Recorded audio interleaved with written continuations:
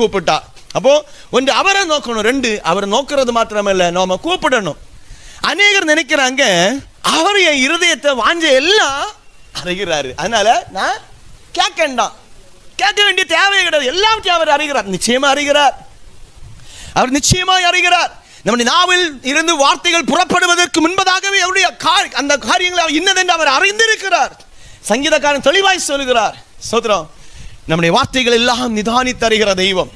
ஆனால் ஒன்று வசனம், ஆண்டவர் இந்த உலகத்திலே வாழ்ந்த நாட்களிலே ஆண்டவர் தெளிவாய் சீஷர்களுக்கு கற்றுக் கொடுத்தார். கேளுங்கள் அப்பொழுது உங்களுக்கு கொடுக்கப்படும், தட்டுங்கள் அப்பொழுது உங்களுக்கு திறக்கப்படும், தேடுங்கள் கண்டடைவீர்கள் என்று ஆண்டவர் தெளிவாய் கற்று தந்திருக்கிறார்.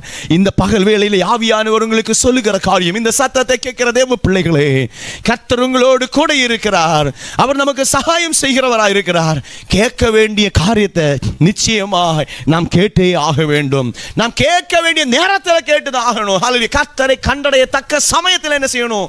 கண்டடையணும். கேட்க வேண்டிய நேரத்தில் கேட்டுதாகணும். அதை கேட்கும் பொழுது நிச்சயமாய் தர வேண்டியதை கர்த்தர் நிச்சயமாய் நம் ஜீவியத்திலே தந்து நம்முடைய வாழ்க்கையை போஷிப்பு நடத்த போதுமான தெய்வமாயிருக்கிறார். ஹல்லேலூயா.